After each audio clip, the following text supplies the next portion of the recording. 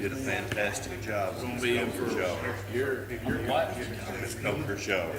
Oh, I ain't knowing that. Had a long conversation with her. I would like to call the regular meeting of the Texas County, Arkansas Board of Directors to order. A couple of housekeeping items. If you have your cell phone with you, we'd appreciate if you would silence your cell phone. Also, if you wish to address the board tonight during citizens communication time, there are some cards on the ledge there. We would appreciate you filling that out so we could have a record of your speaking tonight.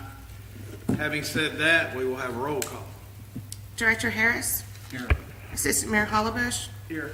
Director Brewer. Here. Director Minor. Here. Director Hart. Here. Director Roberts. Here.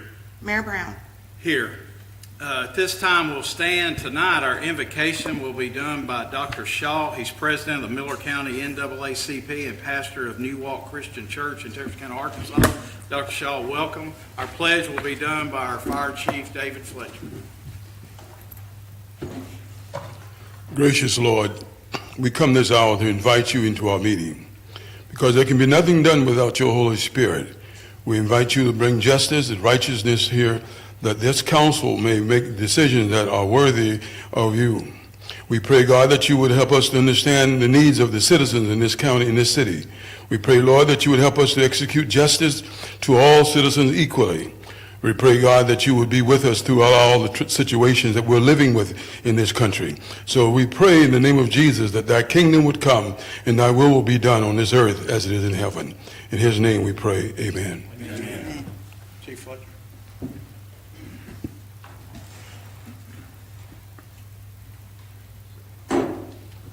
I pledge allegiance to the flag of the United States of America and to the republic for which it stands, one nation, under God, indivisible, with liberty and justice for all.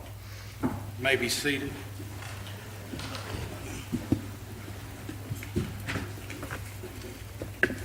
At this time, we will move right on into our citizens communication time. We do have a rather lengthy agenda tonight. We'll move right on into citizens communication time. Is there anyone here that wishes to address the board tonight during citizens communication time? Seeing none, yes? Yes. Yeah, just hand that to Heather, our city clerk.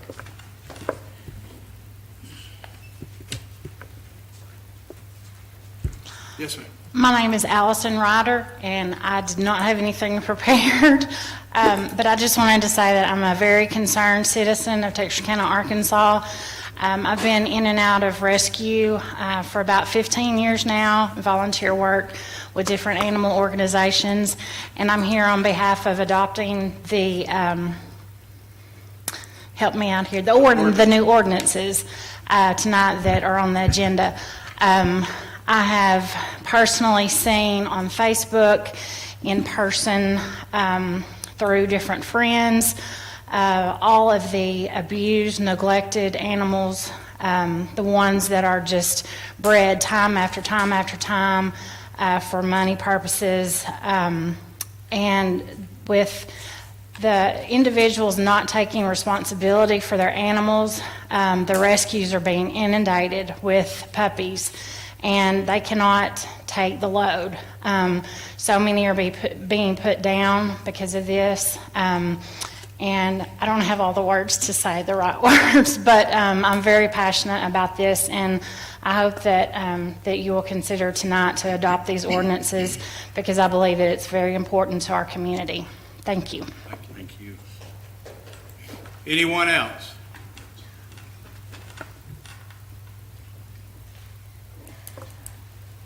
Hello, I'm Amy Wortley. I didn't prepare anything tonight, but I wanted to echo what Allison had to say. We definitely need to get these ordinances passed, get these animals off the street into homes, get the shelter animals homes. We're seeing left and right people just abandoning, puppies out in the middle of nowhere with nowhere to go.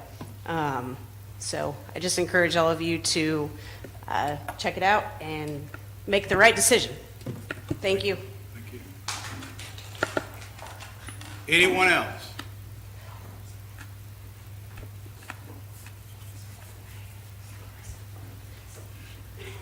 Hi, I don't really have anything prepared either. My name is Robin Townsend. I'm in your sister city on the Texas side, and I understand that there's an agreement, informal agreement, that if y'all do this, that we will look at it too. I just want to say that the heartbreak of dealing with seeing so many innocent cats, dogs, puppies, and kittens on the street, abandoned, helpless, and you know, those of us who have a heart for animals only have so much room in our homes. And we are all doing the best we can, but we need help.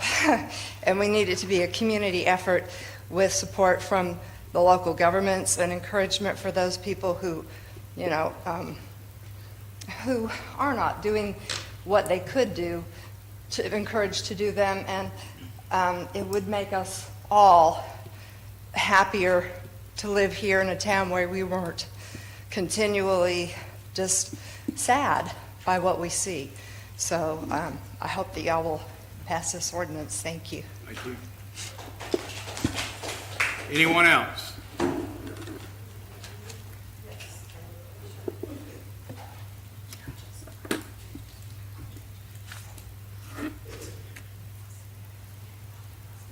Anyone else?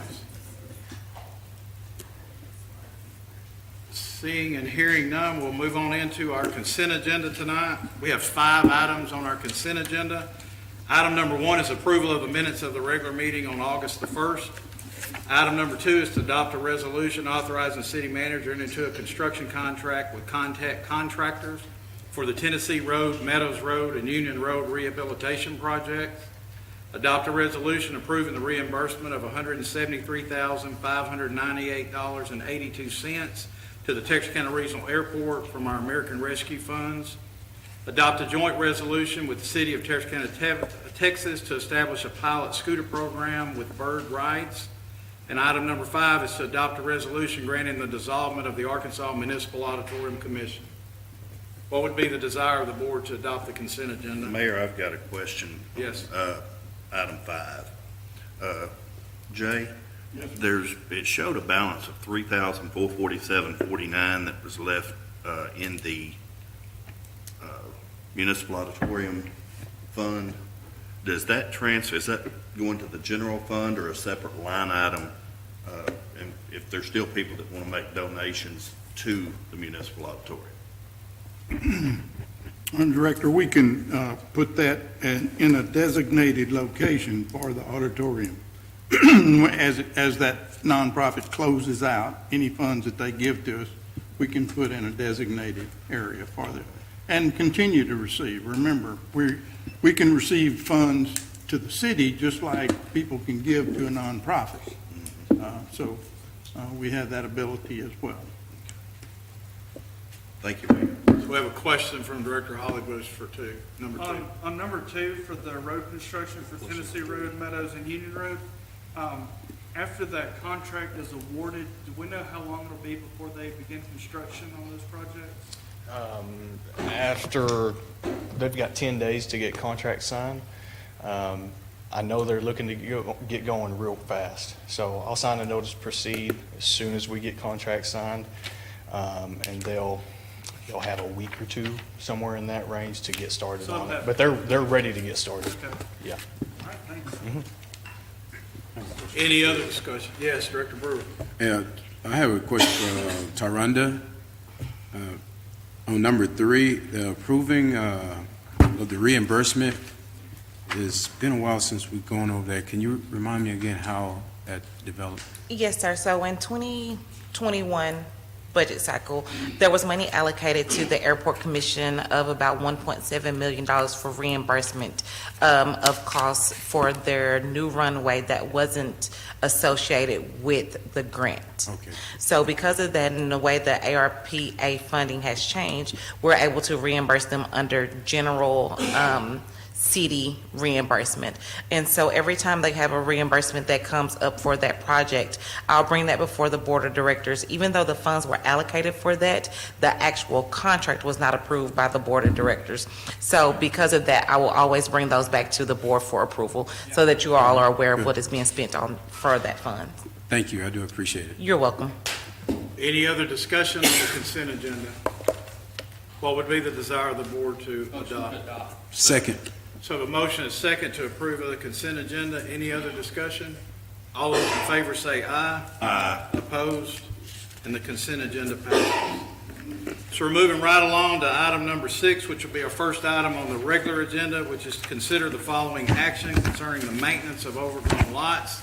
Conduct a public hearing regarding the placing of liens on 28 overgrown lots. Adopt a resolution placing liens on 28 overgrown lots. Sean Maxey, our building inspector, and it's going to be done by Tyler Richards tonight. Yeah, so there's actually 27 here. We did have a couple come in and pay, so we removed those. But these are the weed lots through, I believe, about the end of April. So we've got to build them, give them time to pay it, and then we've got to place the lien on it. So these were not recently done, but we've got a whole lot more than just these 27. I think we've had 4 or 5 actually come in and pay for it. It was at 32, I believe. Y'all have any questions?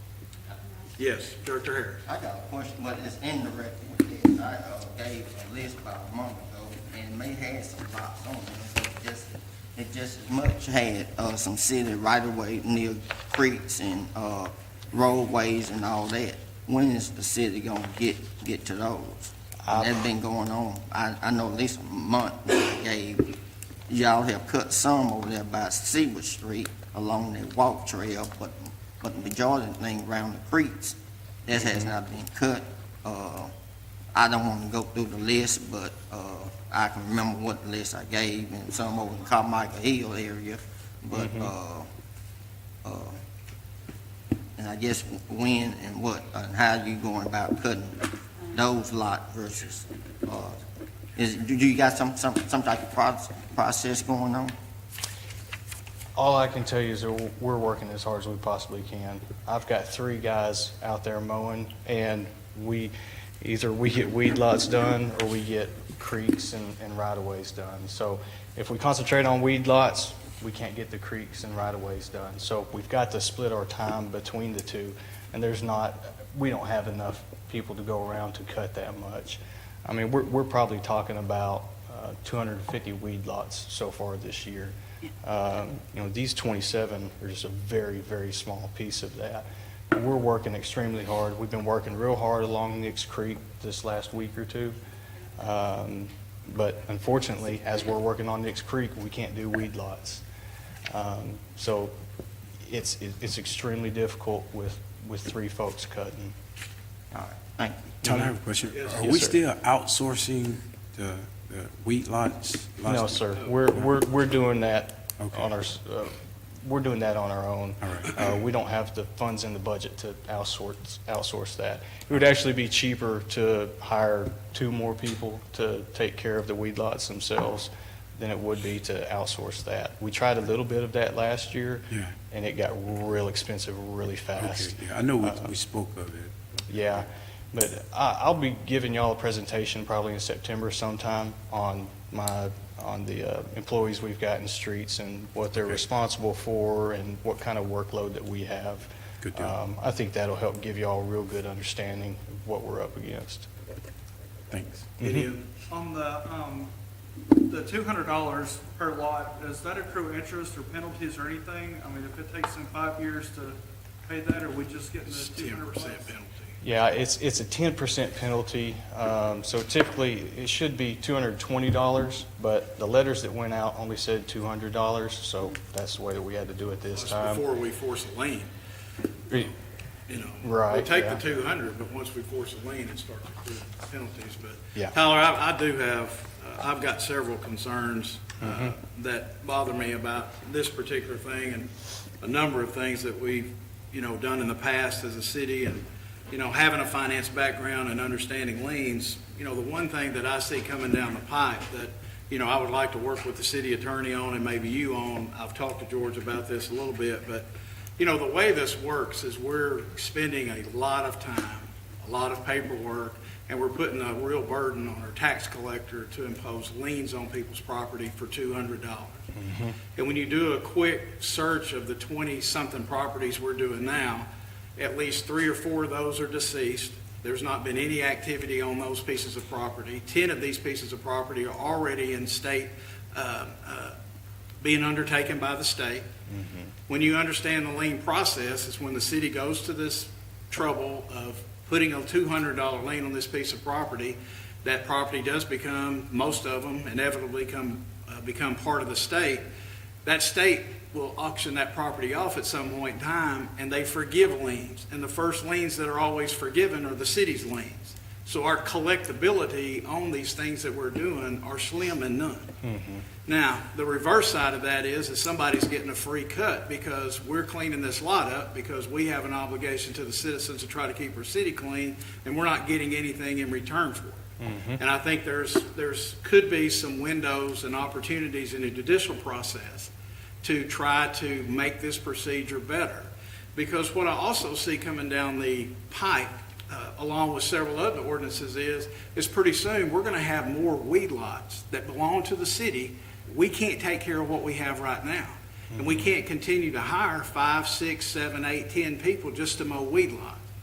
Because the money's not going to be there in the budget because we don't see this big influx of cash that continues to roll into the budget every year, to the general fund, to sales tax revenue. Even though it's been good, it's not good enough to support those types of activities. So then we're going to be right back in the shape where we've taken over all these properties, and we're going to have all these people coming that live around these properties saying, you can't mow them, you can't keep them up, they're yours now.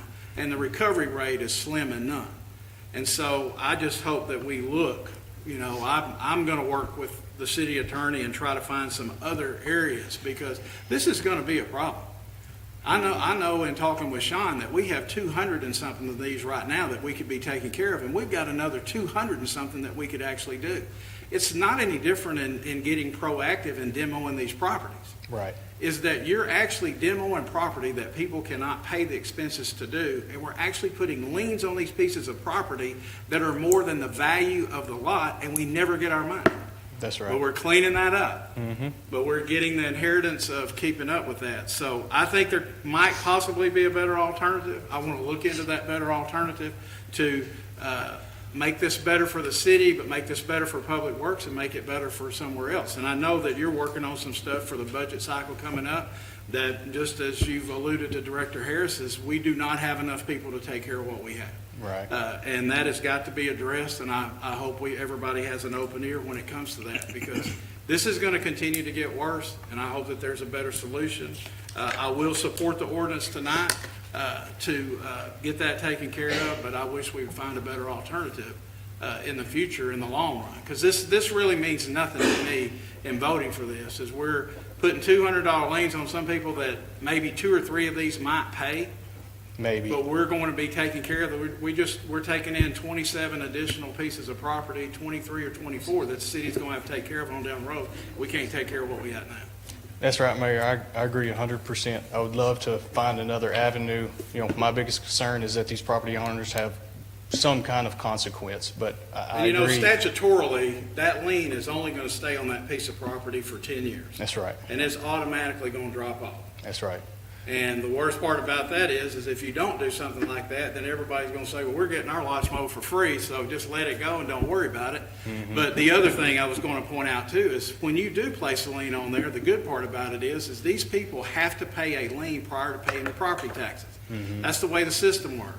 A lot of these get the homestead tax exemption, the tax credit, homestead tax credit of $375. They don't owe anything, so there's no incentive for them to go down there and pay it. Right. So you're right back in that cycle again, but we're causing, we need to work with the tax collector for sure, because this is the burden on Laura Bates and her staff to take care of all this, and we're collecting zero. And we need to start looking for other alternatives to see if we can't do something different. I agree. We need to find another way. All right, so we will say that was, I officially didn't open the public hearing, but we'll say that is officially the public hearing. Is there anyone here that wishes to address the board during the public hearing purpose?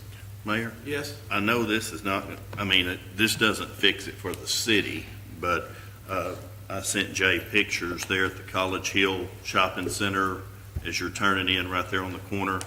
It was horrible. And Saturday, Lord, I was hot and too fat for it, but we got a group from Ward 1 that went in and cleaned that. And I know Barbara picks up stuff in her ward. Jeff's got Jeff's got a lady that does that. And a lot of it may be, as the directors, working with churches within our ward, pick an area until we can get the funds to do it, because the area we did was an eyesore coming up and down East Street. And now, I mean, it looks good.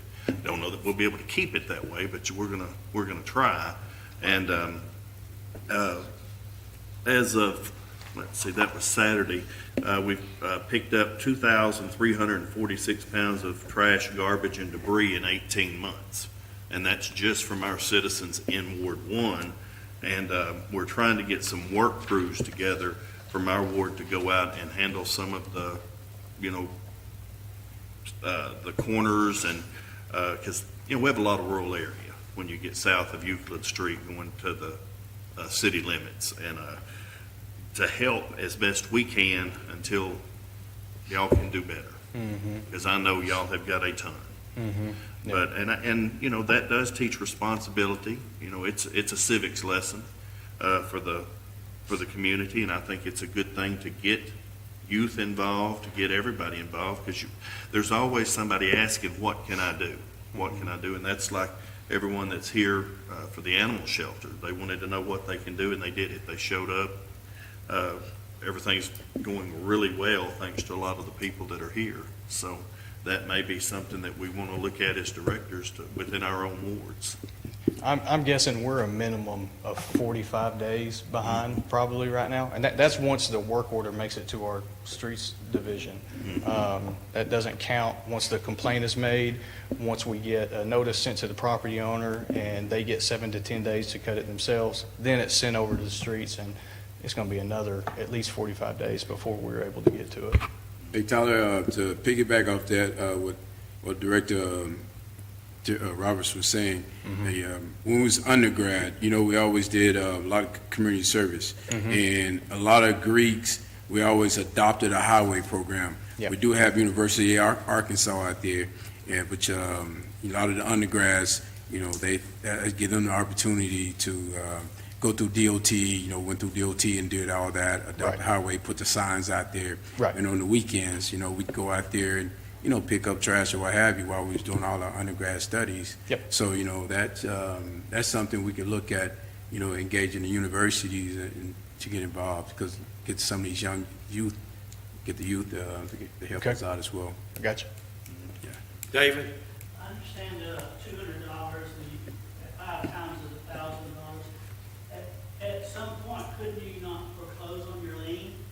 If you picked a point where, and then you would take the property and then you would sell it? You could foreclose on a lien just like. The only problem that I see with that is the expense to foreclose would outweigh, foreclosure is not cheap. And the expense to foreclose yourself would far outweigh the 200 or whatever you were trying to collect. If you took a number and said after 10 times, that would be $2,000, that would pay for the, and then you would have consequences, and you would be able to sell it, and you would be able to get your money back. It's my understanding that 10 times might take 10 years, because it's my understanding now the way we're doing that is we're cutting them once and we're spraying them, and we're really not having to do them but about once a year. In any case, if you sold for $1,000, the city would have back $1,000. We'd have to estimate my gut reaction would be to estimate the foreclosure cost, because I've had several foreclosures in my history, and they're not $1,000, so they're much more expensive than that, so I would have to outweigh the legal. However, when they see that you do that, it would be a red flag to those other people. Could be. It's a thought. I know. Point would be is half of these properties are you're foreclosing on, will never intervene. You will go all the Yeah. way through that foreclosure process. I'd even go as far to say more than half. I guarantee you right now, out of the list that I've researched right now, we've got the possibility of maybe collecting 2 of these. Yeah, Again, maybe. you can sell the property if you foreclose and wanted to foreclose it. You could put the city in the real estate business. All right, any other questions? During this public hearing, any other comments? Yes, Director Harris. I just say about, I think many times that with the process going on, the city's gonna become the biggest land and property owner, and I guess my comments, 3 or 4 years, is coming true. That's it. Anyone else? I want to say, I have two gentlemen in my ward, Mike Jones and Jay Kennedy. And along Woodland, where the cemetery is there, the Calvary, I don't know, I mispronounced it, I'm sorry. One of them, weed eats all along the curb, and the other one keeps a squat mode. I mean, it makes all the difference in the world. And that's the reason I ride my lawnmower around down onto 24th and mow that yard on the corner. I thought, goodness, if these men can do that, I can do a little something too.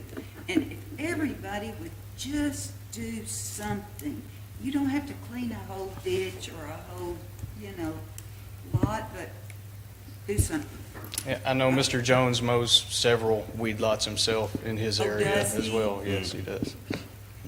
Not just the Woodland Yeah, not just area. that. He mows Wow. a few of them. Yes, Yeah. ma'am.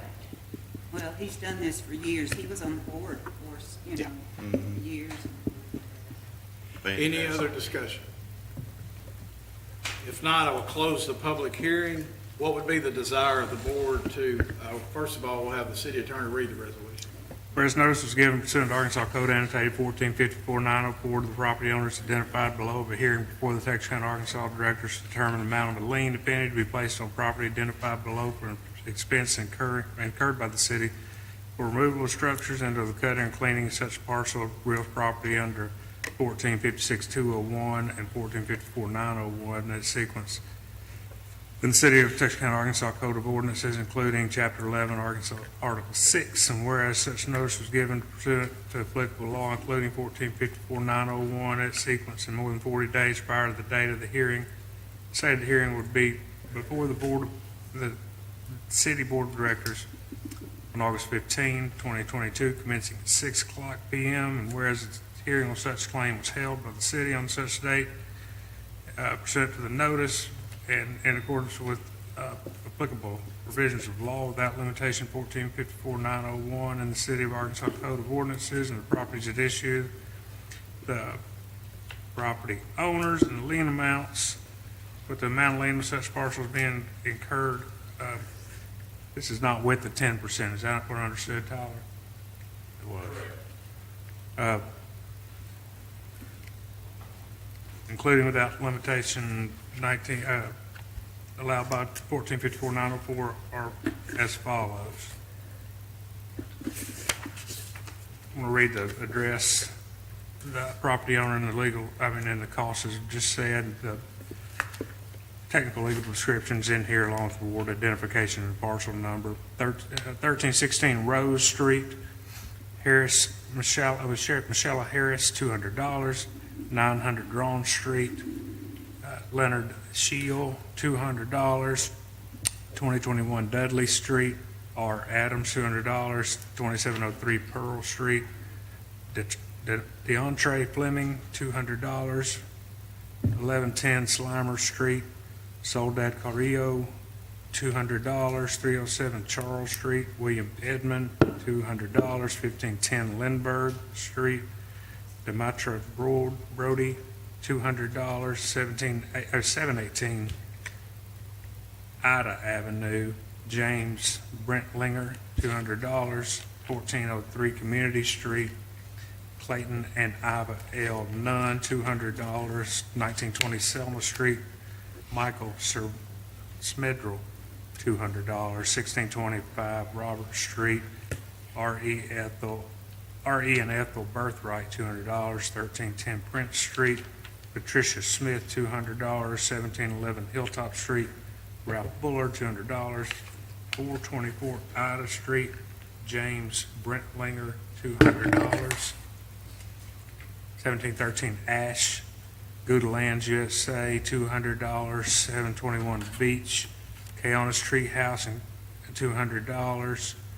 839 Laurel Street, Lee White, $200. 1518 Prospect Street, Howard Stevens, $200. 403 Pecan Street, Monella Princess Daniels, $200. 509 East Street, Zarata Aaliyah, sorry, $200. 2901 Grand, Marvin and Benny Senior, $200. 1103 Pecan, LD Beard, $200. 1202 East 12th Street, Diane and Avery Minter, $200. 314 Ferguson Street, Byron D. Gathright, $200. 2218 Selma Street, Charles McAdams, $200. 300 Senator, Carmen Brown, $200. 615 Des Moines Street, BK Elite Properties LLC, $200. And whereas the Board of Directors has determined there should be certified to the Miller County, Arkansas tax collector to be placed on the books as delinquent taxes amount set forth on the property. Now therefore be it resolved by the Board of Directors of the City of Texarkana, Arkansas, that the amount set forth above is hereby certified to the tax collector for Miller County, Arkansas, for placement on the tax books as delinquent taxes on the parcels of real property identified, described above, and collected accordingly as provided by applicable law, including without limitation 1454-901, at sequence passed and approved this 15th day of August 2022. You've heard the resolution. What would be the desire of the board to approve? Motion to adopt. Second. Motion and a second. Any other discussion? Could you call the roll, please? Harris, Yes. Hollabush, Yes. Brewer, Yes. Minor, Yes. Hart, Yes. Roberts, Yes. Brown. Yes. Resolution passes. Moving right along to item number 7 is to adopt a resolution authorizing the city manager to enter into a memorandum of understanding regarding the Bi-State Criminal Justice Center. Jay? Mayor, this resolution was put together after you and I had the opportunity to share this with the board members, to meet with both Bowie County and to the city of Texarkana, Texas, to reissue our dedication to the Bi-State Justice Center. We are doing this in relationship to discussions that have been had over the years about somebody moving in, somebody moving out over the years. This reissues our commitment to stay in the Bi-State Justice Center for 5 years, and has an additional 5-year commitment that can be added on to that as well. So this is the three entities again saying that we are going to stay in the Bi-State Justice Center, and with all of our operations, which include the 911 center and the courts and PD operations, all as part of those operations. Any questions? I got one. Yes.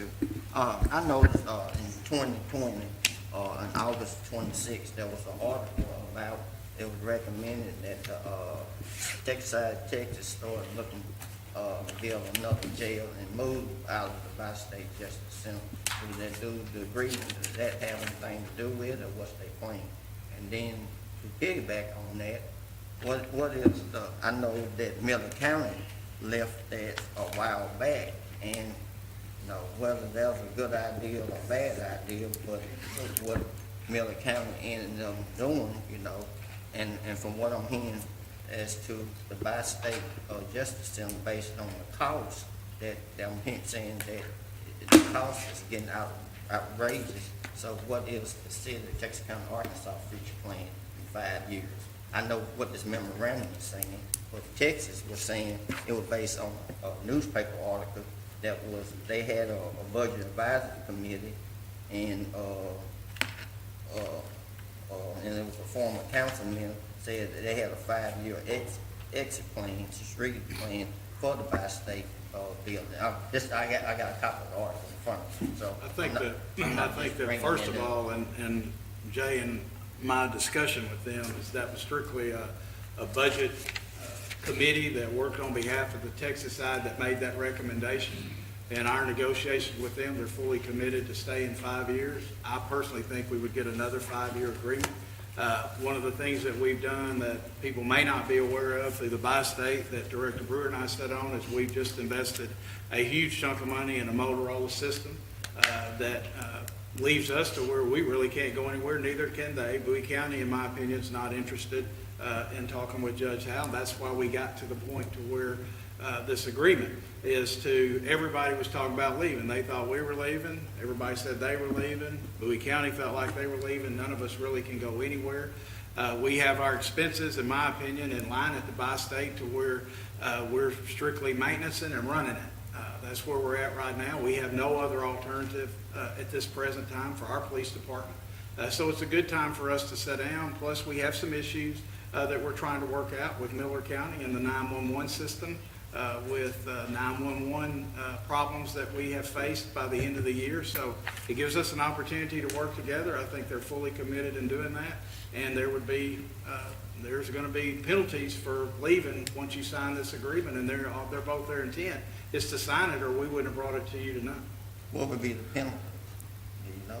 Well, they have to give you 12 months, plus they would have the ability to pay those expenses for that remainder of that period. So,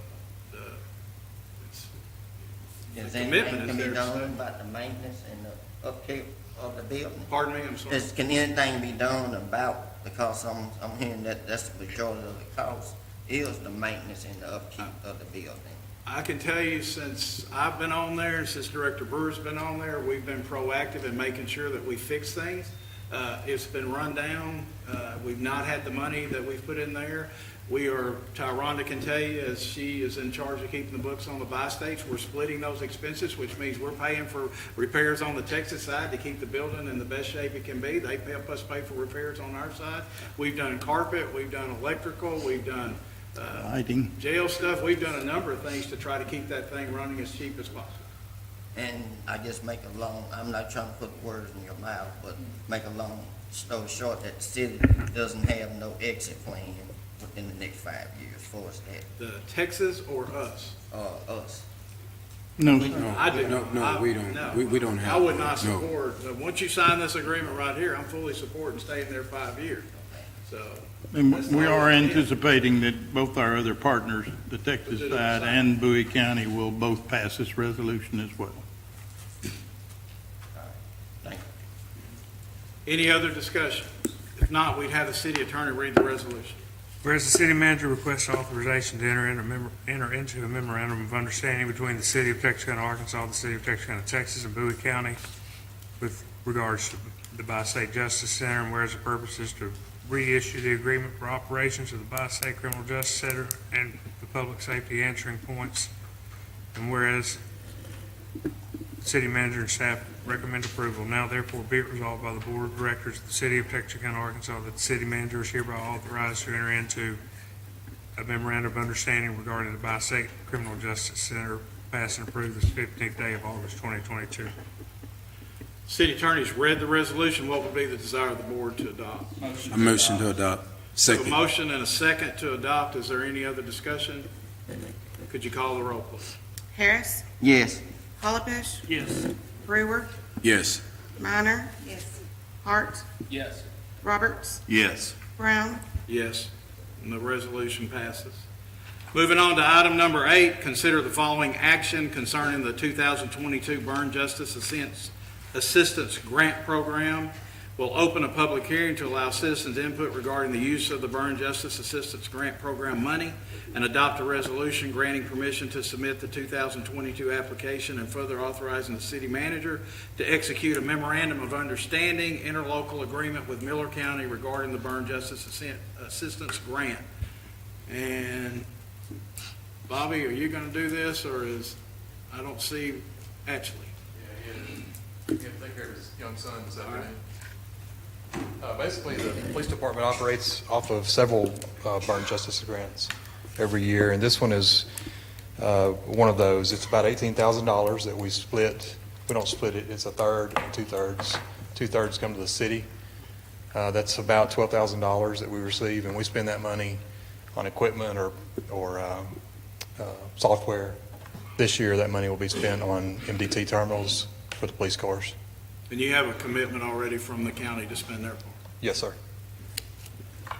Any questions for Jordan? If not, we'll close. Any other discussion? Anyone here wish to discuss anything during the public hearing for the burn grant? If not, we'll close the public hearing. At this time, we'll have the city attorney read the resolution. Whereas the Texarkana, Arkansas Police Department has been receiving funds through the Edward Byrne Justice Assistant Grant Program each year and is requesting permission to submit the 2022 application and to enter into an interlocal agreement with Miller County concerning the division and funds received from the grant. Whereas TAPD and Miller County will split $18,185, a grant from the 2022 Byrne Justice Assistant Grant Program, and must agree to a disparate certification resolution before either agency can receive the grant. And whereas TAPD has agreed to receive $12,002.10 as their share, leaving Miller County with $6,182.90 and approximately 66.67%, 33% split. And whereas TAPD is proposing that the city's share $10,168, $12,002.10 of the funds be used to replace the L3 camera system with the new WatchGuard video system. Now therefore be it resolved by the Board of Directors of the City of Texarkana, Arkansas, that the Texarkana, Arkansas Police Department is authorized and directed to submit 2022 application under the Edward Byrne Justice Assistant Grant Program to execute a disparate certificate resolution with Miller County to split the grant money set out above and to use the grant money for the purposes set forth within. Passed and approved this 15th day of August 2022. City attorney's read the resolution. What would be the desire of the board to adopt? Motion to adopt. Second. Let's have a motion and a second. Is there any other discussion? Could you call the roll, please? Harris, Yes. Hollabush, Yes. Brewer, Yes. Minor, Yes.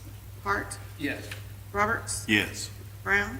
Yes, the resolution passes. Moving right along to item number 9, which is to adopt an ordinance levying the 2022 tax rate. Ms. Henderson.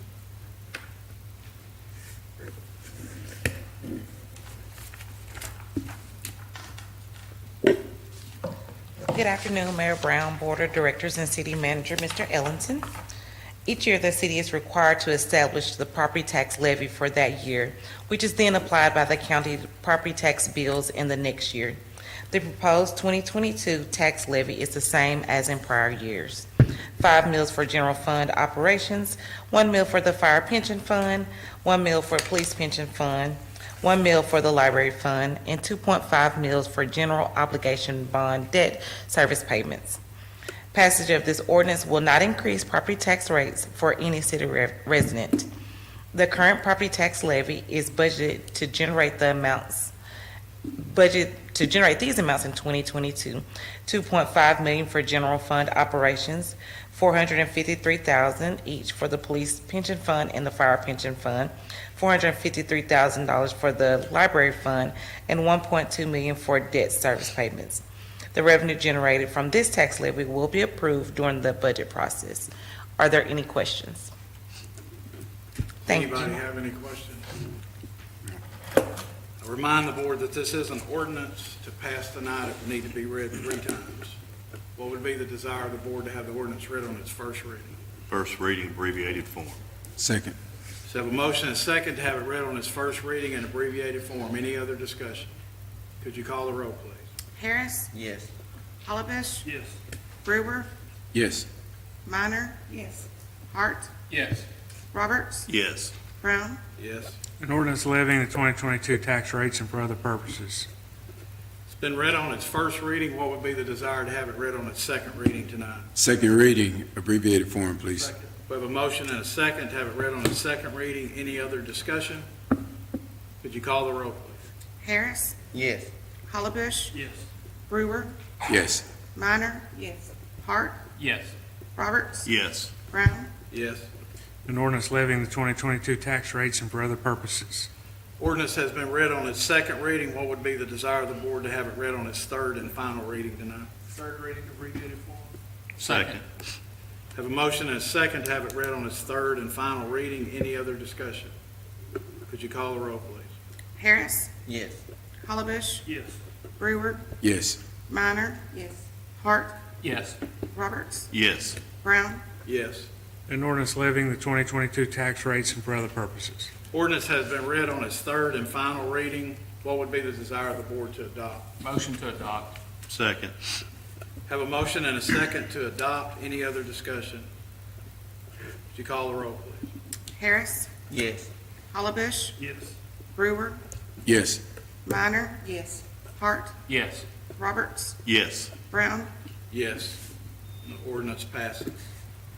Moving on to item number 10, which is to adopt an ordinance amending Chapter 5 of the City of Texarkana, Arkansas's Code of Ordinances as related to animals.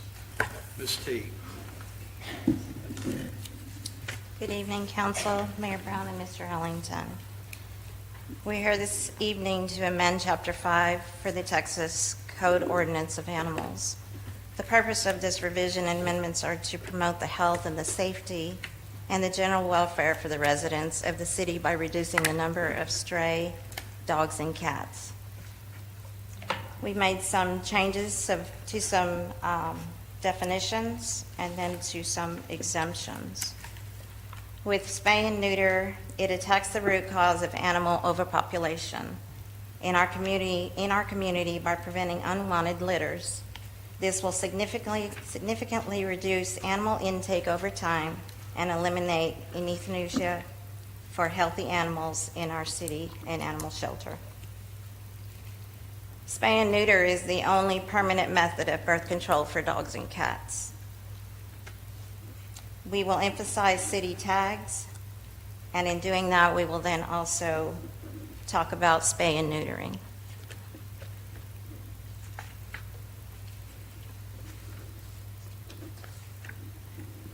Do you have any questions? Okay.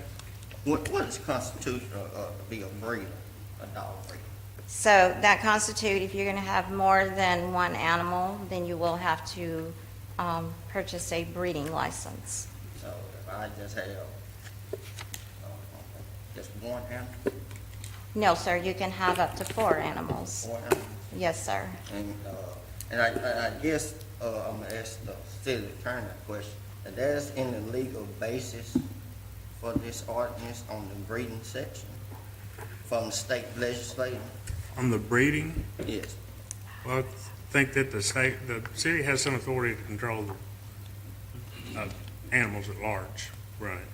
Now, if there's a different separation for a breeder, I mean, they're right there on the front page, it talks about a person firm, what have you, operated a breeding in the purpose of selling, trading, bartering, giving away those things.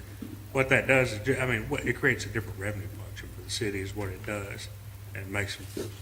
The reason why I'm asking that question, does it distinguish anything between if I got, say, if I got a sportsman coon dog, say, and I got those dogs, and versus German Shepherd or Pit Bull, it doesn't the deer rate show no difference between what species of dog.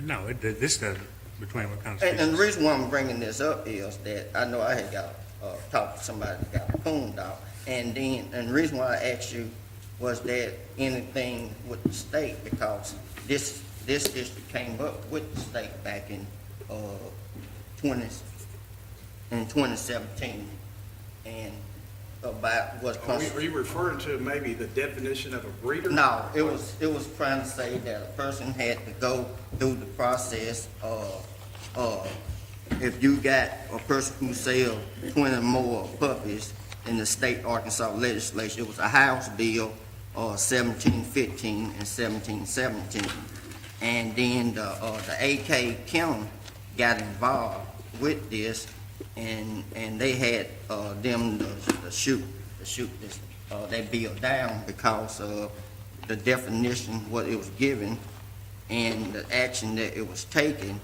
and that's the reason why I was asking the question, was there anything passed that give a definition of what's a breeder is? Because on the Texas side, a breeder is defined on if you have 11 or more from a state function, that if you have 11 or more animal, female dogs. So and that's constitute what a breeder is on the Texas side. Now, on the Arkansas side, there's no definition that from the state legislation that constitute what's a breeder.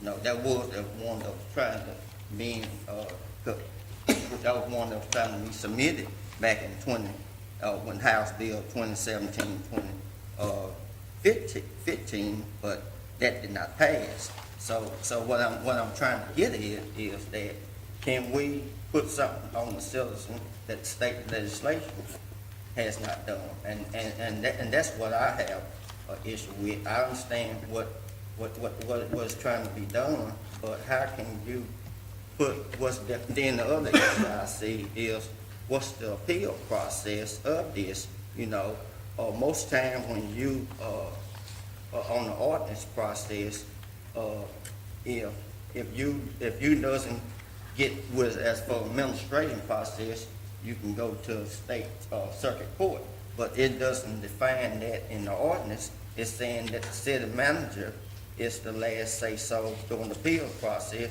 Once where he say that's the end of it, but don't you supposed to have something written in the ordinance to give the people 30 days if the decision based or final decision based on the government body to appeal in the court system?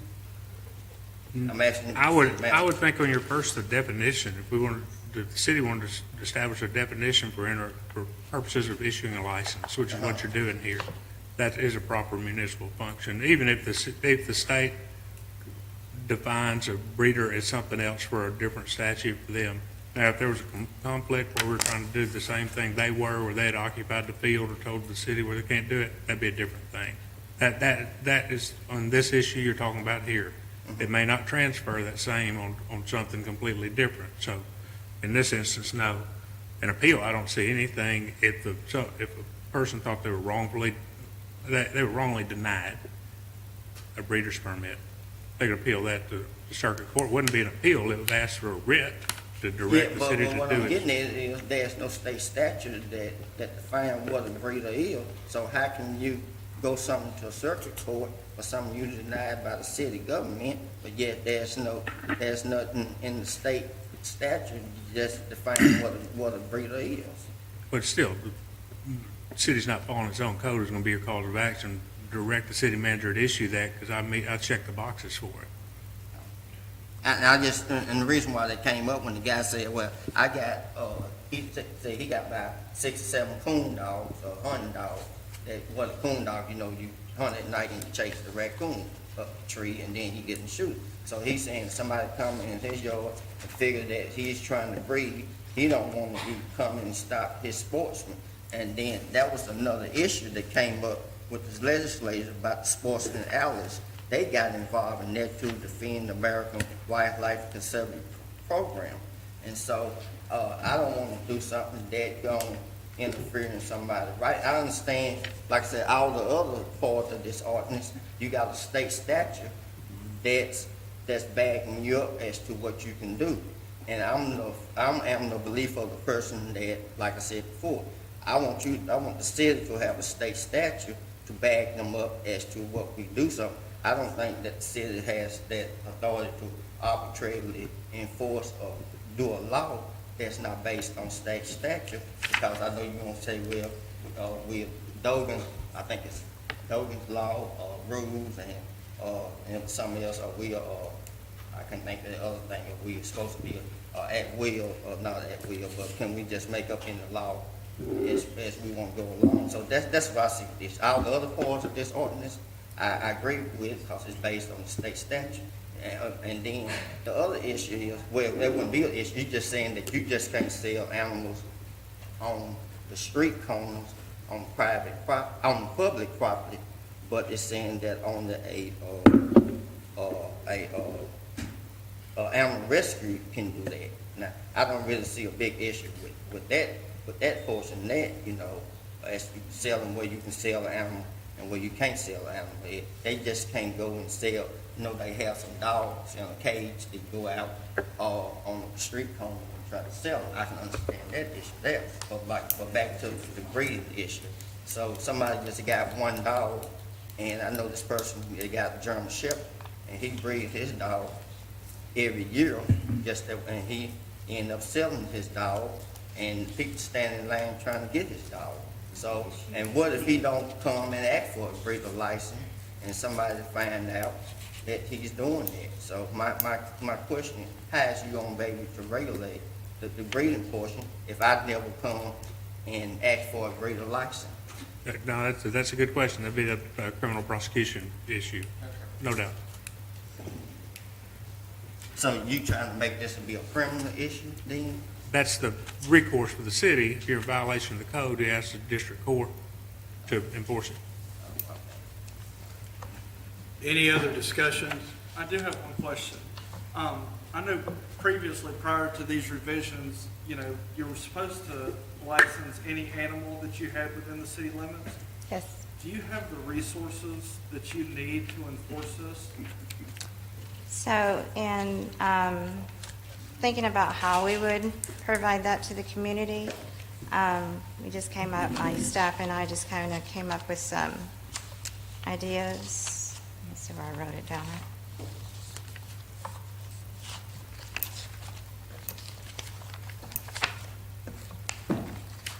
Well, sorry. So some of the things that we had kind of thought we would do for resources is possibly when city residents go to pay their yearly taxes, include a questionnaire, do you own a dog or a cat? And then are they registered with the city? So then at that point, then they would register the animal with the city. They would also then have to provide the rabies vaccination. By state law, every animal has to have rabies vaccination. So with that in doing, then they would just send them to us, and then we would issue the city tags. Direct mail advertising, possibly that way to kind of get it out in the community for every citizen to realize and know that they have to have their animal registered with the city. We've learned that there's a lot of people that don't know that that's a requirement to have an animal within the city limits. Director Holly Bush, we were going to work on a campaign to make sure our city residents understand that all their animals have to be registered. We don't have 10% of our animals registered in the community now. And so this ordinance does several things for us. It cleans up what we need to enforce. If we don't have the resources for you, I promise you, we'll be back asking you for more resources, because we have a problem in Texarkana, Arkansas, and Texas with animals. And so our control mechanism has to step up quite a bit. And we don't interact with an animal unless there's something happening with that animal. As long as you keep it in your house, you take care of it, you register it like you're supposed to, you get it vaccinated, everything's fine. But if it gets out, if it goes and bites somebody, whatever, then we're there to react to that in the community. And right now, our overpopulation in the community is part of our problem. Jay, I have a question on that, on the overpopulation. I have some citizens that are actually taking in animals to try to help with the overpopulation, and some of those citizens have asked me, they take them down to get them spayed, neutered, or what have you. Will there be some type of reimbursement for them, some type of voucher to help them with the cost? In our process, we've lowered a couple of our fees. Okay. We actually raised breeder fee, okay, up higher, because we want to get serious about if you want to be a breeder of animals, we want you to pay for that right to do that, because we don't actually need any more animals. Right. Okay, so if we're going to have breeders in the community, then we need to know who they are, and they need to pay that fee. All right, but again, it's an ongoing problem every day for us. Thanks, Jay. I have Nor I have several concerns. Certainly, the concept of the ordinance and what we're trying to do is certainly something that I support. Some issues that I have is, just as we have just discussed right here, is in some cases, and things that I've been involved in since I've been mayor, we put the cart before the horse. And we simply passing an ordinance that we can't enforce does nothing for us, except, in my opinion, causes additional problems. So we do have an awareness problem, in my opinion, with the citizens about what this ordinance is required to do. If this ordinance passes tonight, it kicks in within 30 days, and you would be held pretty much against city code by not having your animal registered, not getting your animal spayed and neutered, and I'm not for sure what all of those plans are to do it. When we worked on this ordinance in section 1, it says in that bottom sentence, it says, through the measures that are both reasonable and enforceable. And that's certainly the responsibility of the city once we pass this ordinance to enforce it. And how are we going to do that? I don't know that we have, all the answers. I read about charging $10 for spayed and neutered, $30 for unspayed. It's an annual fee for a registration. Do you have the computer system to keep up with these citizens' name, send invoices out every year to renew this? I understand 100% that we're not going to rely on you guys to go knock on doors and ask you if your dog is spayed and neutered. I understand that's not what this is about. This is about an ongoing process. But, I'm concerned about being able to simply enforce it. Is we could have so many more issues of people coming up here saying, well, y'all didn't tell me. Why didn't y'all tell me you passed this ordinance? Why didn't you tell me this fee was that? Finding out that we have breeders, and as soon as we get word that we're going to have a breeders, I'm assuming we're going to go check them out and see if they need it. I just think there's a lot of things, and my question is how are you going to do this? How it says in here, it talks about registrars appointing veterinarians as registrars. Is the city responsible for that? Do we have a document that we have to prepare to legally make them these registrars for the rabies and that kind of stuff? Do you have open communications or some type of computer enhancement with the vets so that we know people are rabies shot or not? I mean, there's a lot of things that I read in here that are very complicated for me, and they raise concerns that there's no way. My first reaction is when I went through it the first time is we'll never be able to keep up with all this.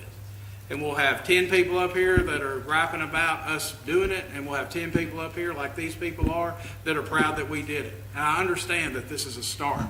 But to support something just because it's the right thing and the city can't enforce it is different for me. It's not any different than what we've discussed about these weed lights. That is the right thing to do, is to foreclose on those and start mowing them, but we can't keep up with them. You've just created a problem that we can't fix. So my question to you is that this talks about in here, especially when we get to the sections we're adding about spay and neuter, you're required to do that. How are you going to enforce this? And how are we going to develop processes that everybody is treated fairly? So I realize this is a start, and I do also realize it's not going to be anything that happens overnight. It is going to be a long process, a very long process. If we hire more ACOs, we divide the city in zones. I realize we're not going to be able to go door to door. However, they can cover their areas, check And that's dogs. hiring how many? Sir? How many? Hiring how many, did you say? Oh, I just said hiring more. Hiring more? Yes, hiring more. Just to divide the city out to where they will be able to go and observe and see animals, visit with people. Not necessarily going door to door, however, if they see an animal with a parent, then, make contact. So what would you say if we get in the budget process at the end of the year to add 2, 3, 4 more of those, and they're not approved? And we've passed this ordinance. Where do we go from there? It will be difficult. It will. It will be difficult. When I have, But I just feel like, that if, once the community is aware, then they can be held more accountable. Lenore, is right now on the books, right now, you are supposed to have your dog registered with the city, correct? Yes. Any dog owners on the board? Then I guess I'm a criminal, because I did not know that until somebody on the committee told me. So, I mean, I think this is a good ordinance. If we're gonna take all of this, let's go back to 2000, when the annexation in my ward, 48% of my people are still on septic. So, I mean, if we're gonna letter of the law here, this is a start that we can build on. It's not the finishing point, but you have to have something to start with. And this is a lot better than what we have right now. I agree. Which is a mess. Lenore, And I've got a I think that question. this is definitely something that would be a starting point for the animal shelter and for the community. So Lenore, if we go out on an animal welfare check, I've got a citizen in my ward who has been grandfathered into the city with a lot of livestock and dogs and cows and horses. And when we go out on, and those horses and cows get out on a regular basis, when we go out on an animal welfare check, is one of the things that we do is ask that owner or check that owner out if they have those animals licensed with the city? Yes. And if they don't, then we fine them? Well, not immediately, because they may not be aware. So once we give them a certain amount of time to provide the rabies shots, now that's just going to be for your cats and dogs. Right. Doesn't include livestock of any Right. sort. So once they provide that, I mean, they've been made aware, and we will follow up if they've not come back, and then we will go out and cite them, yes. Wonder if they don't pay the site. We go to court, then they get a warrant for their arrest. $145. How much? $145. I mean, I agree with Director Roberts that this is going to be a marathon, not a sprint. I think it's a good start. I'm in favor of always progressing forward. And so I'm in support of this. I think it's better than what we Thank have. Ms. T, I have a question. I remember very shortly, a few months ago, we had quite a few advocates to come in and speak on behalf of creating some type of course of action and wanting to work in collaboration with your department. Do you foresee using any of those agencies to outsource, help disseminate the information about the new ordinance that was passed here tonight to help move this forward? Because, we had quite a few people to come in and voice their concerns. Yes, sir, And of so- course. Of course, we're all in this together. We're all in it for the same fight, so of course. Well, I mean, if we're talking, you brought up the fine, who brought up the fine issue of the dollar amount? I Mr. mean, Peavey. right now, I've got 4 cases that, code enforcement, we've been working on this now for 13 months, 14 months, and it's continued. So there are options. I mean, these people are given time after time, and these are code violations. So, I mean, there's no different than if this is passed tonight, it's a work in progress. I mean, it's not a fix-all. We don't have any fix-alls up here. But I think that you've got the support of the committee, that you've been working with the city manager, the rescues, and I think we should give you every tool that we could possibly give you to make this work for the animals and for the citizens. Yes, sir, thank you. My only comment would be is to be clear and state that I support the ordinance. I don't support the ordinance tonight because we can't enforce it. We don't have enough plans, in my opinion, to figure out how we're going to do it. You actually tonight said a few things about how you think that we can fix some of these things, but all the way down to the fines and the record keeping and the proposed budget amendment to add staff and those types of things, we can't enforce this ordinance without those pieces of the puzzle. I think personally you'll drive yourself crazy trying to do this. And I just think that for lack of a better term, we're just putting the cart before the horse until we can put something together that has a plan with it on how you enforce that ordinance. And like I said in the beginning, in my opinion, I support it 100%, but I can't support something that we can't enforce. And I can tell you, I think 100% right now, we can't enforce this.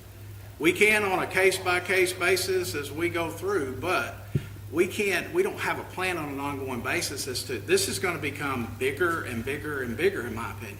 Because what do you want? You want all your citizens to register their pets? They all have to go on a renewal? You want all your citizens to provide proof of rabies? And we have 37,000 people here. So I just don't know that we can properly enforce it, and I don't like supporting things that, just to pass it. But I do support the substance of the ordinance. And I do understand we need spay and neuter laws, and I support that. But how are we going to make this ordinance to where it is what we need? Jay, I have a question. With some of the parameters that the mayor has mentioned or what have you, and do you foresee us putting some systems in place to kind of help with these details? Because it is a tracking system, and it does have to have systems in place so that we can get the best success as possible. In which, I'm in favor, but there does need to be some more systems put in place. And I know we're just working through it, but just want to get you all's foresight about putting more systems in place to help these parameters be more tangible. And to make You this may work. see, Director Brewer, some recommendations from us in the future that say we need some more staff, or we need some more whatever. More than likely, you will see that. We're in the animal control business in Texarkana, Arkansas. So we either have to step up and do that business or try to get out of that business. Okay, so this is a step forward to regulate and control animals in our community. And I think it's the right step to take. I agree. Will we shortly be turning around and saying we need some more money? We may very well be doing that. No doubt. But again, there's no right or wrong way here. We're in the animal control business. So in my relationship and working with our community and our advisory group has made me realize how much, both on our side and on the Texas side, we're doing all we can inside the resources that we have. We may be able to change some of our systems, how we do things, how we work with the vets, whatever it might be. But again, those are ongoing day-to-day operating things that we're going to continue to try to improve on, because we've got to get to that next level. Jay, I will say one thing. I would love to see, like, with a lot of the different agencies that have spoken up before, to try to help use them in collaboration, because they seem to be very colloquial that they're willing to help. And so that may be able to help us with future costs as far as human capital when we talk about putting some systems in place as well. Lenore, how much time would you need to give us a better idea of what systems and a mechanism to enforce this? With the resources that I have reached out to, I don't get a lot of response back. I would just have to continually to stay on that. I have a few things in place ready for the community for next year, for helping with the spay and neutering, to invite more low-cost spay and neuter clinics. I have 4 set up for next year. However, with the vets, they're not so willing to want to do that little extra for us yet. But if I go and just kind of speak with them a little bit person to person, I just sent out letters. And if I go and speak to them person to person and just say, hey, we'll give you some revenue back if you'll just help us get our animals registered with the city. In my mind, a good first step would be establishing a database and even using like the tax collector or somebody to send out, do the invoicing for us. Anybody that's got an animal that they need to pay their annual fee, it comes on their tax bill. Makes it real easy. I would like to see this move forward. And I think a first reading tonight would be a step toward that. And then if you want to come back in a couple weeks and give us kind of an update on an enforcement mechanism. Okay. When I ask what's the definition, what you say, is that written in the ordinance anywhere? I'm sorry. When I ask what's the definition, what the city of Texarkana, Arkansas is considered what a breeder is that written anywhere in the ordinance? Yes, sir. Yes. Right at the beginning of the ordinance. Right, sir. Beginning of the order. Now, if Texas say it's 11, and Texas go with 11 female, so, and that contradict what Arkansas said in Texas, and the lady said prior to this that Texas may do the same ordinance. How can Texas do it? And they say 11 female is considered agreed. We've had at least preliminary conversations with the Texas side about, and they've looked at our ordinance at this point in time, and understand what we're proposing to you as well, and just in general conversation, have a general support level from the Texas side. Well, Jay, in my opinion, I believe we've come too far to turn around. I believe we need to go ahead and knock down the obstacles so to give you all a chance to work through these glitches, which, you know. Well, I mean, if we're looking that's my at opinion. being able to enforce, my lord, we were talking about able to enforce weed lots. Well, they're everywhere. I mean, how in the world, I don't see, you know, they're not enforced, they're everywhere. I mean, we get the car and drive around now. Dilapidated houses. I mean, everything is a work in progress. And as hard as these people have worked, and I understand that there are issues that are going to come up, and we can address them as they come up. But I think we have got to give them the tools that they need to move this shelter forward. The shelter is full right now. None of these rescue people can take any more animals. They are taking money out of their pockets to shelter these animals. The other dogs, they're just running wild. What are we going to do? We need to give them the tools to try and get this under control. Well, I think, Lenora, the enforcement of this and the collection of those fees will eventually help pay for possibly additional resources that we need. Correct. I know that you've got a crowd of folks that I know several of them out there that would help you. They can't help you enforce this, but they can help you behind the scenes of whatever you need. Correct. Take a card, type it into an Excel database. I mean, you can get a download from the county clerk of all the residents within the city. You can dump it immediately into Excel. I mean, this is not hard stuff. This is what we do. We come up and we talk about a lot of stuff, and then we want to put a lot of language in something. And I agree with that. That's good. But this is a starting point, and you're smart. You got smart people that are supporting you. You got a smart city manager. You guys are going to figure it out, and we can always update an ordinance at any time. I mean, if we're not going to pass this tonight, then we just need to go back and look at everything. I mean, you know, we need to go back and look at weed lots. We need to go back and look at the dilapidated houses, because it's the same preference that we're putting out there. It is, we are setting the animals aside and looking at something different when it's all in the same mode. That's right. It's the same thing. That's right. Any other discussion? I'm just gonna make it clear. Mine is Can't, that time will come in a minute. That time will come. Mine is based on the legal point as to what the legislature did not pass back in 2017, and we trying to pass something that the legislature passed. And my understanding, city law should be based on what a state law is.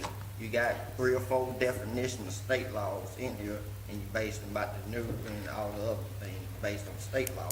But when you get down to the breeder issue, that's what like I said, it's not that, and like I said before, the guy who got German Shepherd breeds his dog every year was a German Shepherd, you know. Somebody may go by there and say, hey, you don't supposed to be doing that. Next thing you know, he gonna be whining in court because his German Shepherd puppy. So that's, and then I say something about the poon dogs, I think that's gonna be an issue. The sportsman dog down the line. People in the country got sports dogs, and I see how that gonna be an issue. And that was another reason why it fell from the state label. And like I said, in the American Kennel, they was the main people behind and not letting that pass on the state based on the 2 news articles that I have. So that's all I got to say. Just to clarify the rules, if the ordinance was to get to 3 readings tonight, there will be an option for anyone to speak prior to adoption. Other than that, if it's not passed in 3 readings tonight, there would be no more discussion on it. It would automatically move to the next meeting if it doesn't get the votes, required votes tonight. Any other discussion? What would be the desire of the board to have the ordinance read on its first reading tonight? First reading abbreviated. Second. Motion and a second to have it read on its first reading. Any other discussion? Could you call the roll, please? Harris, I'm trying to look at this, should I, have the issue on whether it should be read in abbreviated form or not? Because I really think that the public need to be aware as to what's gonna be imposed on them.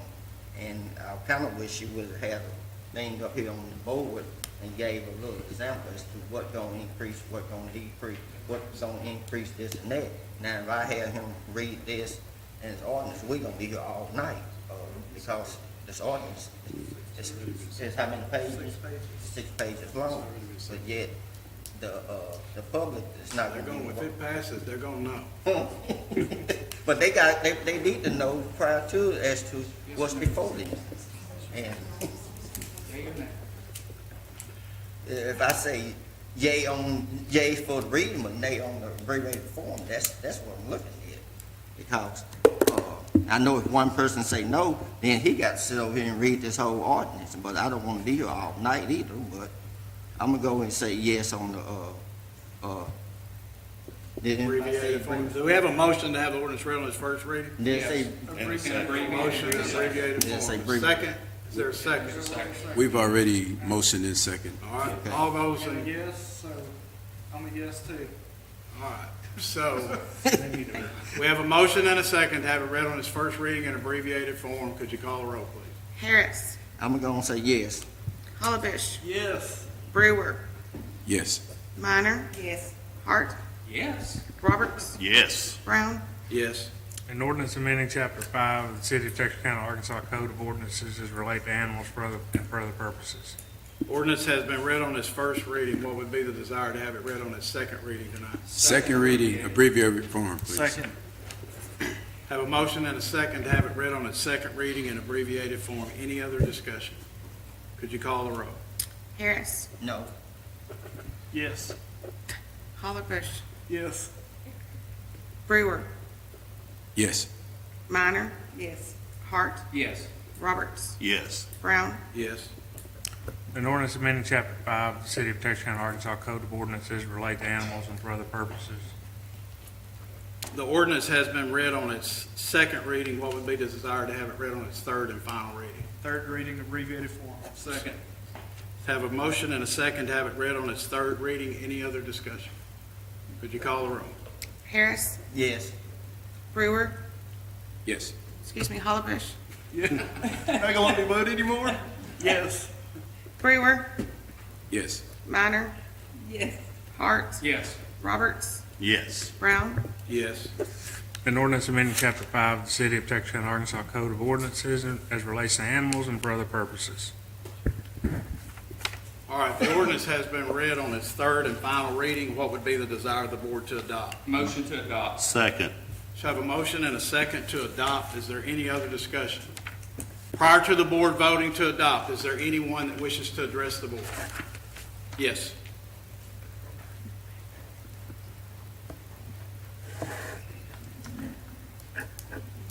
Okay. Since March 17th of 2021, myself and 2 of my rescue friends started a fund called Fix TXK Spay and Neuter Fund. And we pay 100% for people to have their animals spayed, neutered, and their rabies shot that they're required to have. I'm over 400 animals at this time that we've done for free, and a lot of other services go along with that, as well as helping the people behind the animals, and that's constant. And I've made a lot of relationships from these people. It's really kind of crazy how it turns out that way, but I just want y'all to know that you're doing a good thing. And yes, it's going to be difficult. Yes, there are going to be a lot of stumbling blocks along the way, but we are all in it to help, and we'll help the shelter will help Lenore. We will help get all this stuff done, and it may be chaos for a little while, but we got to start somewhere. And we've been trying to start for a long, long time. And I've seen a lot of people, heartbroken, and there are a lot of animals out there. We all are fostering, we're all rescuing, we're all getting them vetted and spayed and neutered.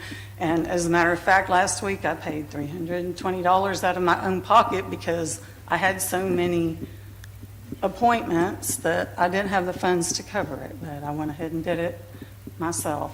And I just want you to know that it's possible. It is possible to do this. You said 400 that you've been able to find?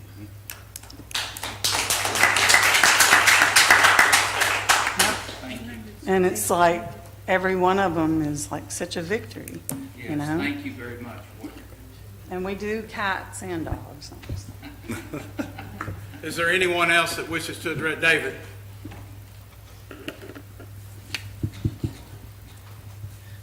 I apparently have 2 alley cats living in my place right now. Wants to pick them up? It was not my idea, but they are there.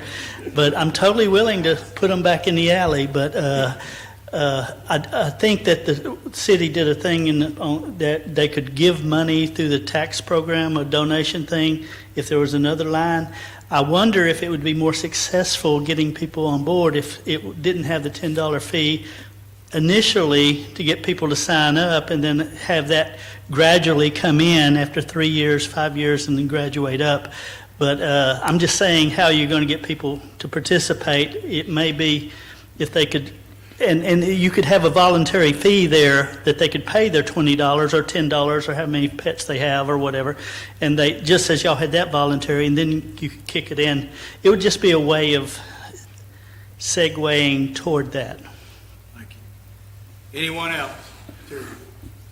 I just want, before we vote on our final vote, I just want you to think back to when we started with the animal shelter, the problems that we had. Jay put in Lenore. We had problems. We had people coming in. The community committee got together.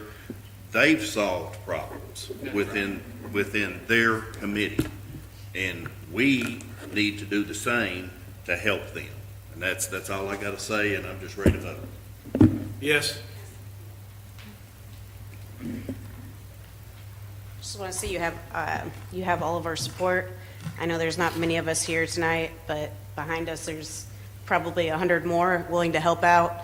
For the registration, the city registration, I'm from Nebraska originally, and the way they did it, you would go into the vet clinic and they had a postcard, filled it out, paid your $10, and you could just do something like that, and then Lenore could go pick it up monthly, and there's your city registration. She can enter in Excel spreadsheet. I'm happy to help with that, whatever you guys need. We have made a lot of progress, and I think passing this is going to be crucial to move forward. Otherwise, we're just going to be right back to where we started. We don't have the funds to continue. The shelter's full. So I think this is the right move. Amy, I think the prime example of coming together was during the chipping. I mean, Yep. Cars lined up. I was out there. Yep. I mean, it's a starting point. Yep. This isn't the finish line by any means. Yep. But, it amazed me how many people that were out there in the heat and were there. And I just thank y'all so much. Well, in relation to what David said, I always think that people want to do the right thing, right? I just lost one of my shepherds that I had for 13 years. I'm so sorry. And I've still got Zoe, but Zoe is not registered. So me as a citizen, I need to come see Lenora, and I need to pay because that's the right thing to do. And I like to believe that our citizens will do the right thing. I think Because I don't want to be, doing something that's not right. So as long as we educate and make them aware, I think they're willing to accept that. Another thing I just want to point out real quick, you guys are mentioning the public and them having concerns with the breeding and all that. I haven't seen any of them here at the city council meetings. I just want to point that out. Thank Well, you. I want to thank you for your support with Lenore, and I know you will do whatever you need to help with the Excel spreadsheet, taking those cards in. I know you've got a lot of volunteers going to help with that. We're going to solve this issue. For sure. And we need to vote yes on this tonight. Yes. And I may be called a dog fanatic, a cat fanatic, and that's just fine. Yep. But I love my fur babies, and I love everybody's fur babies. Yep. And I just want to give what the animals we have a chance. I want to get them in a home. I want to be able to take care of what we have and control the population of animals in this city. Thank you. Dickerson has a question. Dickerson. Yes. Anyone else? Yes, Bruce.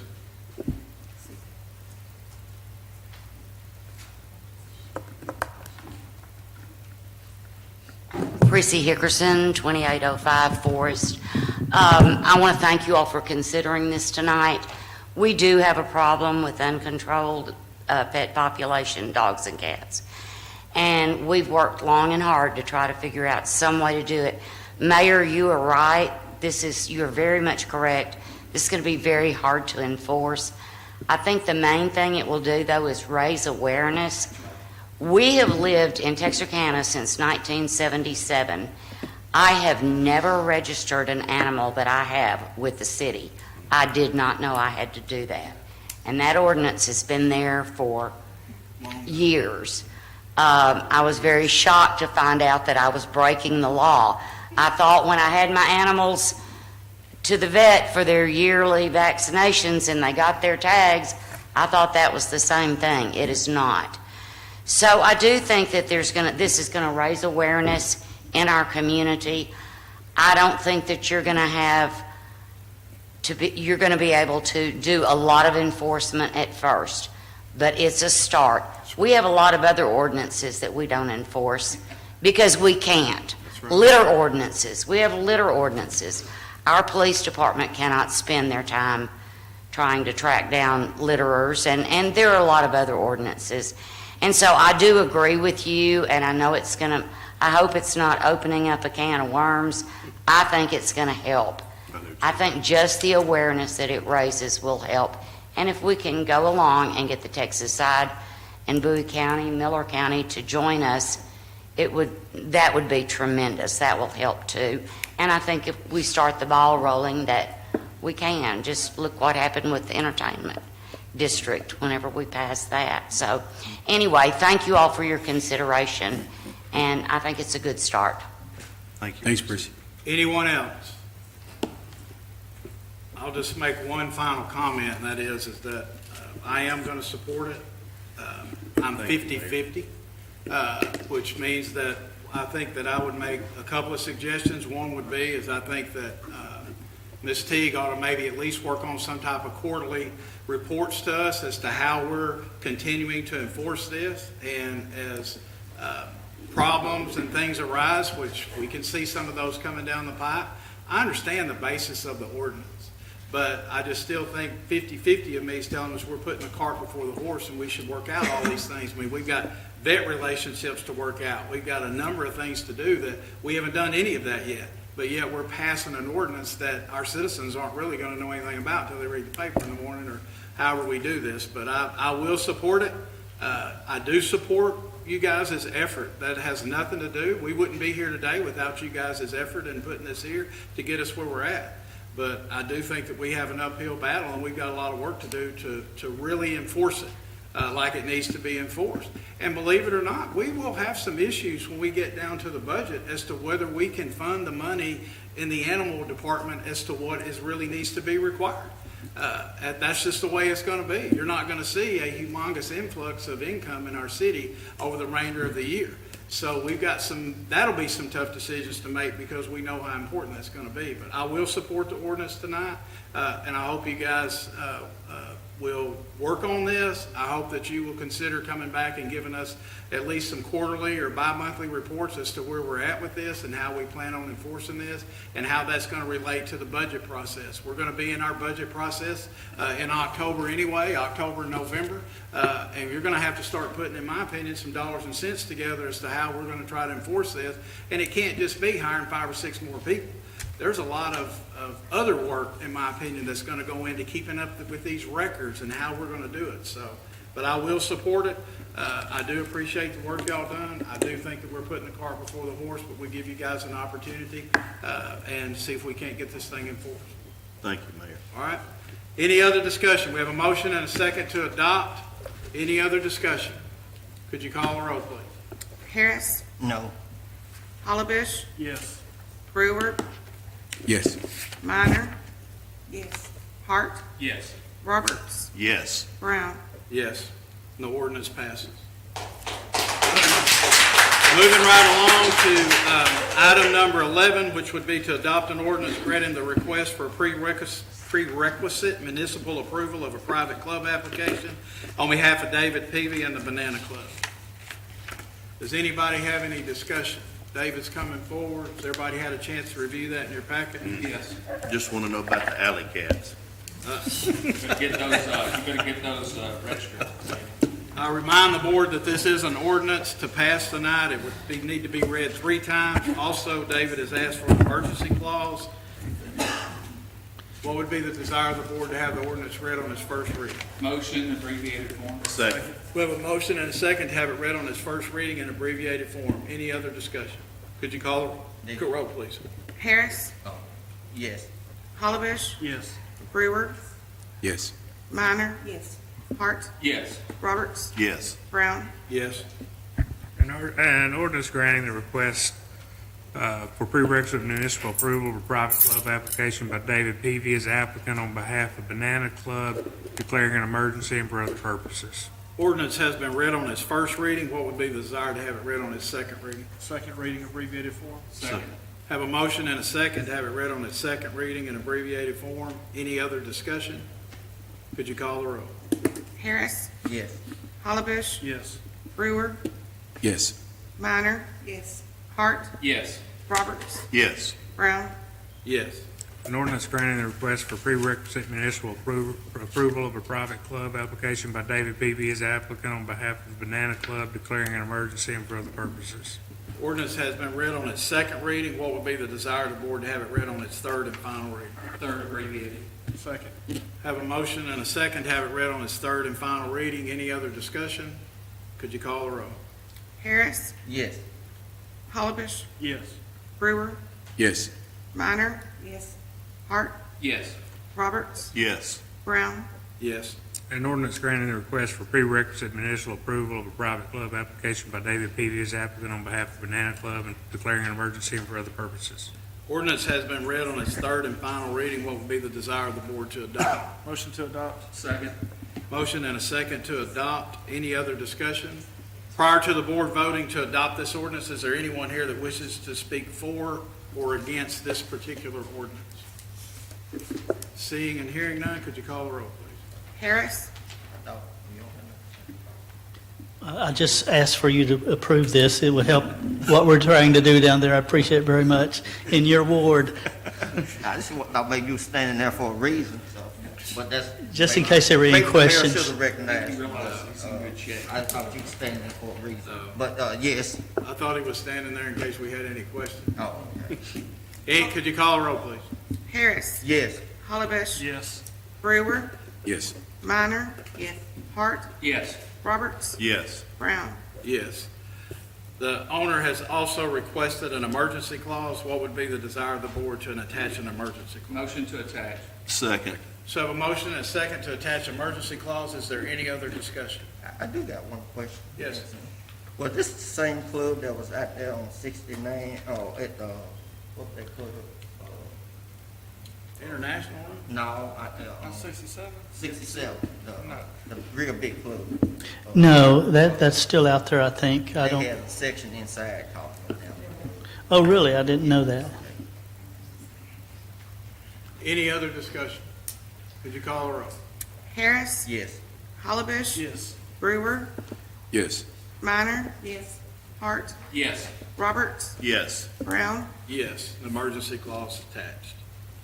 Moving on to. We'll put it in the Thank mail. Moving right along, any board member wish to address the board tonight? Yes, I have a question. Is Tyler still here? Sue? Okay. Disregard, I give him a call. Any board member? I do, Mayor. Yes. I got some information, I don't know who I need to get it to, but it's about, through the NLC, and, since Texarkana, Arkansas is a small city, thing, and I'm a member of the Small City Initiative through the NLC. Well, what they gonna do is, there's some, $1 million worth of grant that's out there. One gonna be, what they gonna do is, they need somebody within the city of Texarkana, Arkansas, to be a designation, and they gonna work with them for 3 grants to apply for. And they gonna help them with the lead work, help them writing the grants and all that, and it's free of charge. What type of grants is it? It's federal grants, and it's federal grants.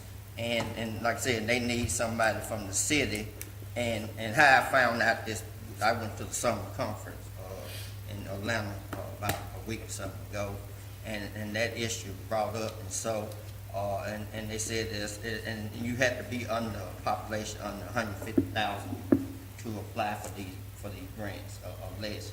And they said that it'd be good, it can be even you, the mayor, that they want somebody within the city to work with and help apply for up to 3 grants, if I'm not mistaken.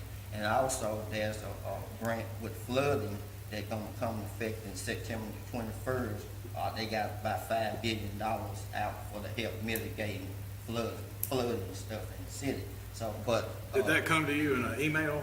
It came to Can me. you forward that to Okay. Jay or Linda and have Okay. them forward that to me? Okay, yeah, and that came to me in email, and I have some of the information here, but I'm not gonna go all over the information in here. And then I'm gonna say this too, 3 weeks ago, I was invited to Phoenix. Now, the city didn't pay for this, they invited me and they paid for this, because with the $1,200, and you ain't too much you can do to it, because we don't get paid for sitting up here. I don't know if people are aware of that. We don't get $1,200 a year for travel allowance, so, and you can't hardly do too much, but it's not a paid position, so, but that's beside the point. And there was, that's about I think the city is not gonna do the deadline this year, but there's almost and I talked to the people who gonna approve of the grants, and that's the reason why I was invited. There are different parts throughout the city of Arkansas. You had to live in Arkansas, Mississippi, Alabama, and Louisiana to be invited to this meeting here. And you get to talk to the people who gonna approve of the grant. But based on the timeline, I did email Tyler and some of this information, but the deadline was like August, in August. So, but next year, if they go ahead and try to get the information there, and it's called, it has something to do with houses that were built within 72 on back, and they'll give you $1 million, and you'll have 4 years to spend it. So, and that really can help with our housing issue, but I know I didn't give y'all the information, but, and it's a member of Southern City Initiative, in which the city, I joined it by being part with NLC because of that, like I said, and the resources out there, and like I said, I'm getting email for the resources, but I just think that, the city need to maybe, they not aware of some of these information, but like I said, when I get them the information, like I said, and like it's and that may help with our flooding issue if they go ahead and apply for that grant there. So, and I will forward the email. Okay, thank you. stuff. Any other board member? Jay, you have anything to report?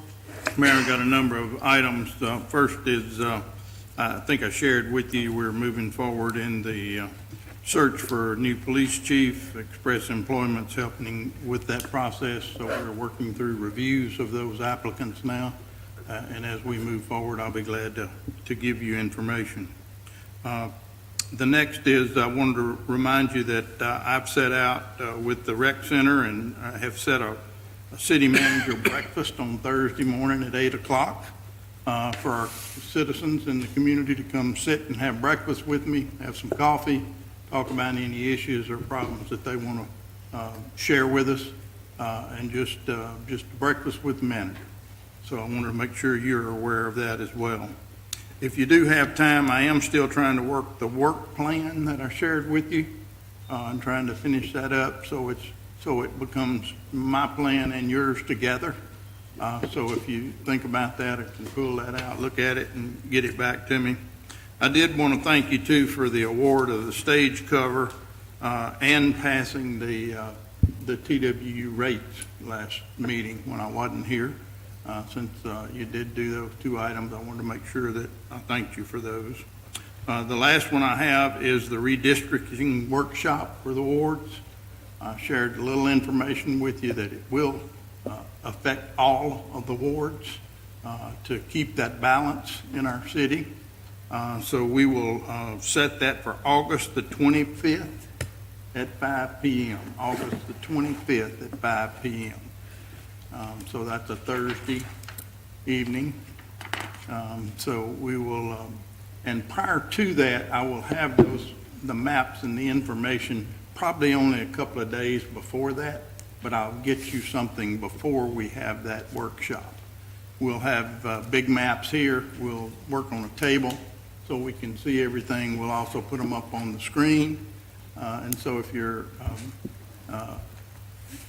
we'll be able to see it all, okay? And so looking at where the lines are, where our data scout folks have made some recommendations to us, two different ways to look at how we could do this and keep the balance of the system. So we'll talk about those two primary, and that's what will come to you prior to the meeting, so you can get a little time to look at that. If you hadn't had a chance, the video running now is our newest video that we've got up on our system. It's got a little music to it, and so we decided we weren't going to play music tonight, and I didn't think I could speak for 5 minutes either. So it runs for every 5 minutes. It runs again on our channel as well too. So if you get a chance, look at that. It's got a lot of new and current events in it as well. So that's all I have, Mayor. Anything else? One, we need to check the air.